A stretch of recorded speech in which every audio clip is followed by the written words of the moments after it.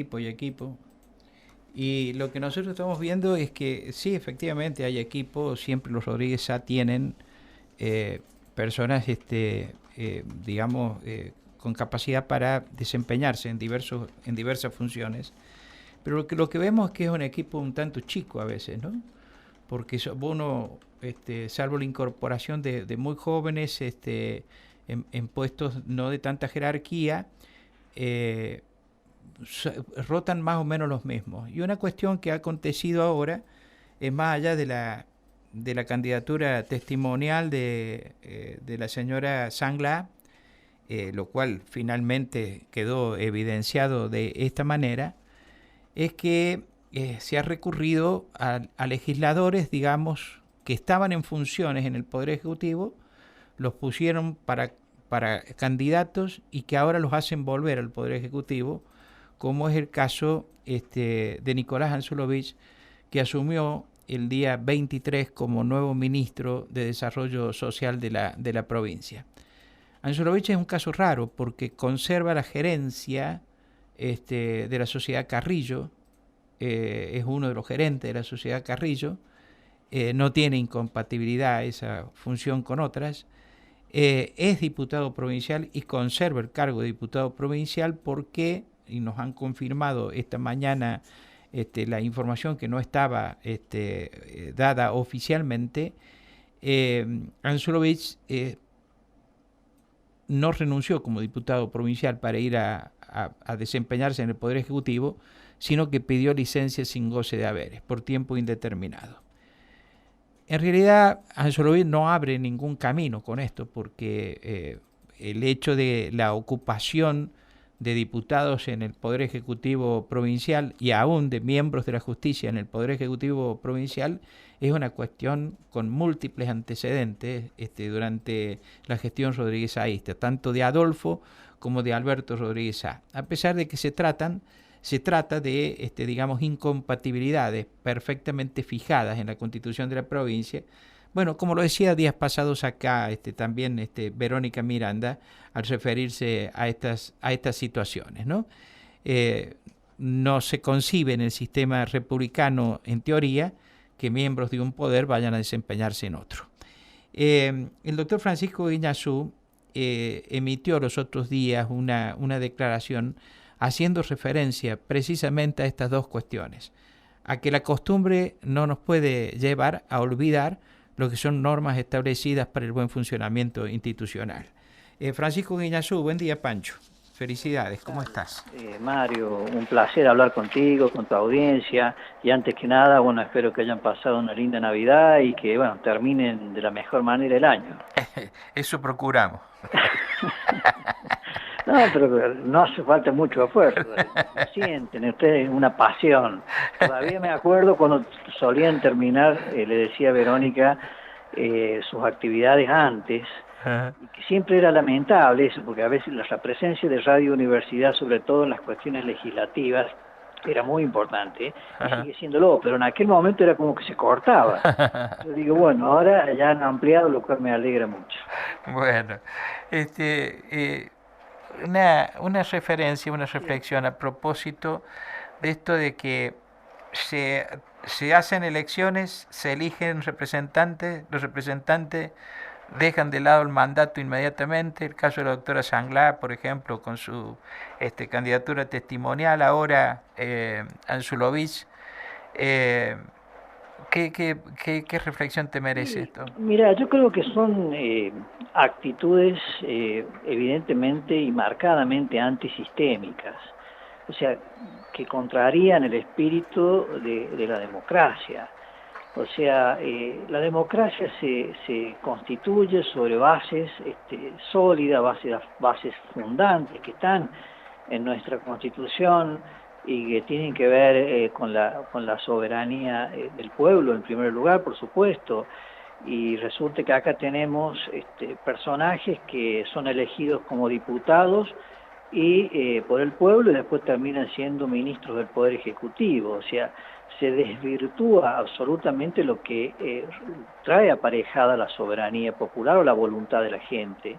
Pero también se contraría el espíritu republicano, que va, digamos, que establece claramente que ninguna persona puede estar ocupando cargos en dos poderes del Estado que se presumen independientes. También la forma representativa, porque en definitiva estas personas han sido elegidas para representar a la comunidad, al pueblo en su conjunto, y después terminan en otro lado. Entonces, me parece que hemos perdido el rumbo en toda esta cuestión, y tanto que ha costado la democracia, el Estado de Derecho, y lo primero que se hace es olvidarse del Estado de Derecho, nos olvidamos de las normas fundantes y se transforma esto como en una práctica, una pseudo práctica que se viene reiterando, y es preocupante.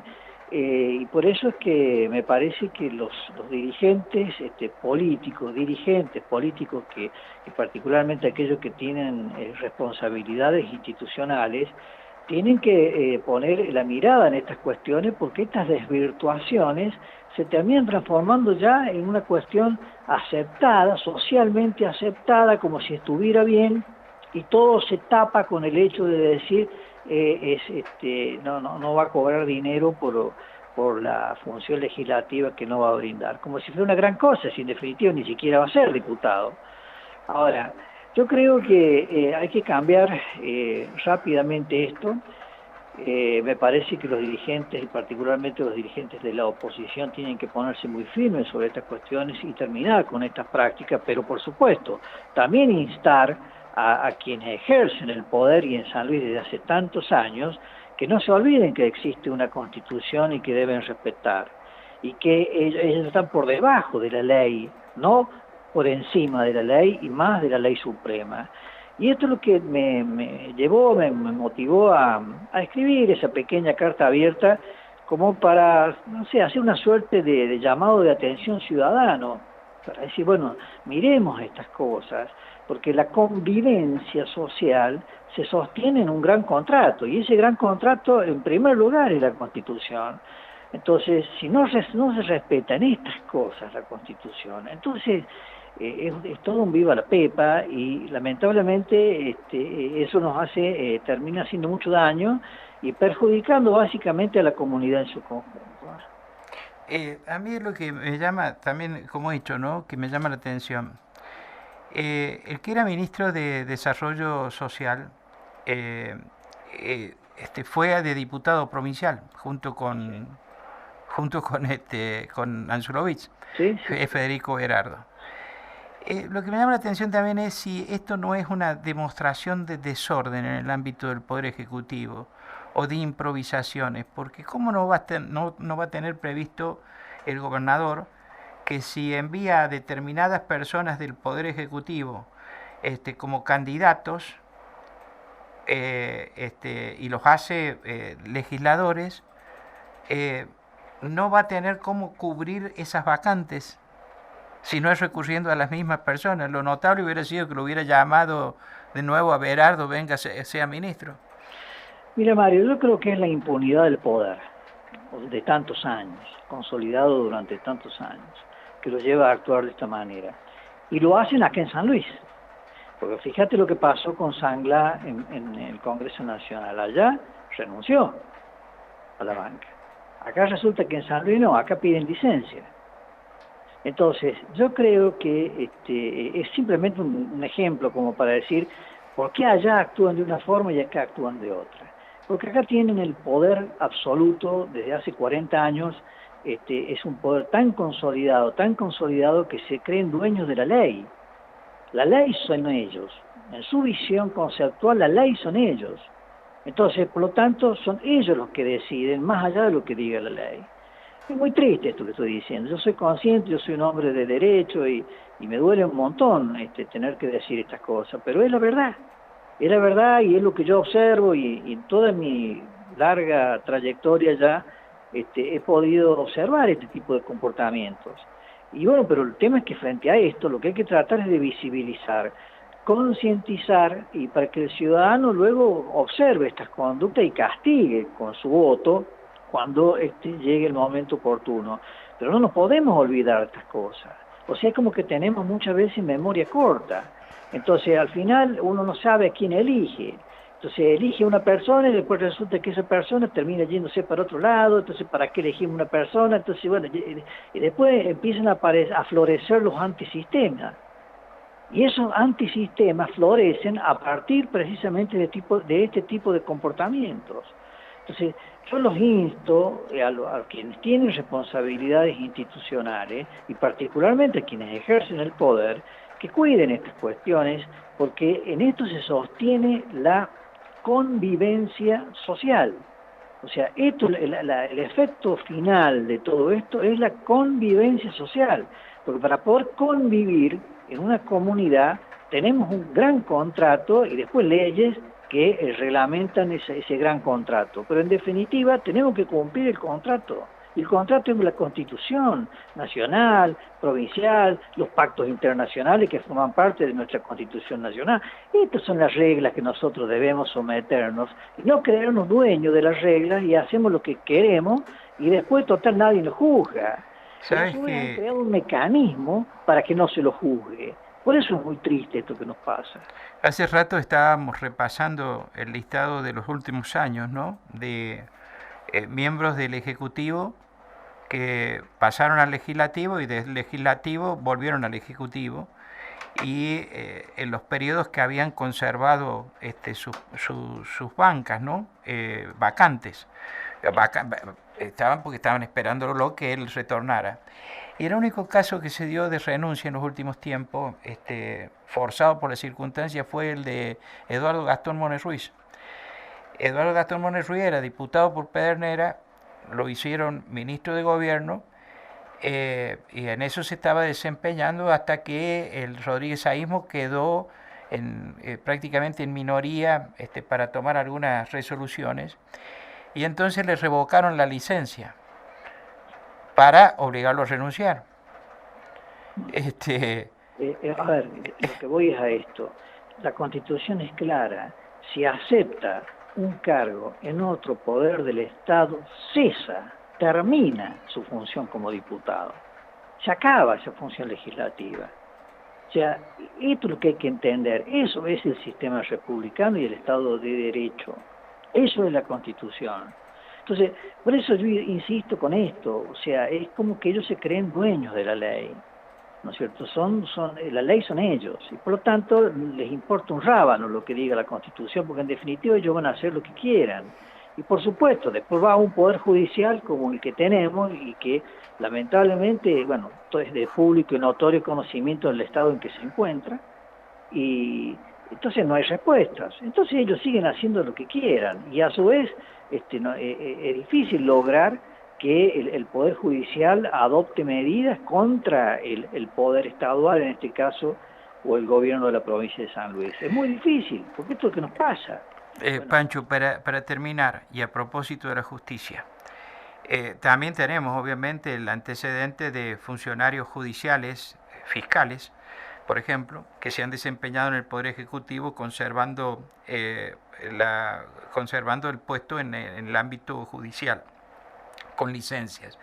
Pero fíjate que ahora en los planteos por este conflicto que está vigente en el ámbito de la justicia, uno de los reclamos es por la falta de personal. Cuando uno habla con los sindicalistas, le explican a uno que se han producido unas 30 vacantes por jubilación en el transcurso de los últimos tiempos y que hay un número más o menos similar de unas 30 vacantes, creo que me dijeron entre 30 y 40, que obedecen a personas con desempeño, con cargos en el Poder Judicial que pasan temporariamente a desempeñarse en el ámbito del Poder Ejecutivo y que en consecuencia están ahí y esos cargos sin cubrirse. No se trataría de funcionarios de primera línea.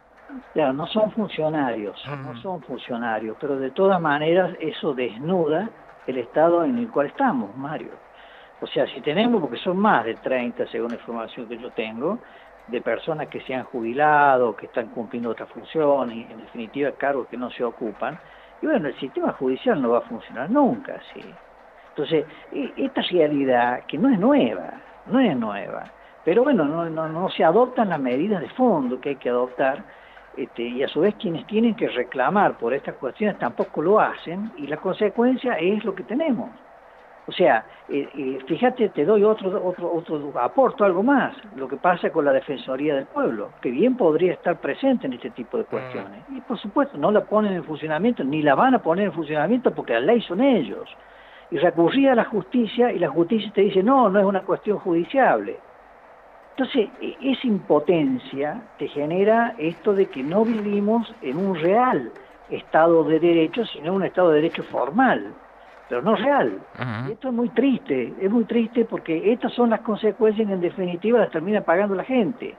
Y hoy, permitime detenerme un segundo con el tema judicial, que digamos, hay como un stand-by ahora, se ha suspendido todo por las medidas de fuerza, por el tema de que bueno, han empezado a dialogar, pero ojalá que se llegue a un buen puerto con todo esto, pero la realidad judicial es mucho más profunda todavía. Yo espero que se aborde en profundidad, porque esto no es solamente una cuestión gremial, sino que es muchísimo más profunda, y digamos es como el último brazo que le queda al ciudadano común para recurrir ante cualquier injusticia. Y ese brazo hoy no está funcionando. Entonces, por eso es que ya estamos en un punto tal en donde hace falta que tengamos presente que hay normas, que hay que cumplirlas, que los funcionarios deben ser responsables, y tener presente que el Estado de Derecho funciona con los tres poderes en forma armónica, y no lo que está pasando hoy, que eso no es lo que ocurre. Muchas gracias por atenderme, Pancho. Feliz año nuevo. Por favor, un feliz año, ojalá que terminen bien. Un saludo para todo su equipo que tan amablemente siempre me llama, y a toda su audiencia que seguramente es muy calificada y estará escuchando estas opiniones. Un abrazo. Gracias. Francisco Guiñazú estuvo esta mañana aquí en Nada Secreto en Radio Universidad. A la pausa y volvemos.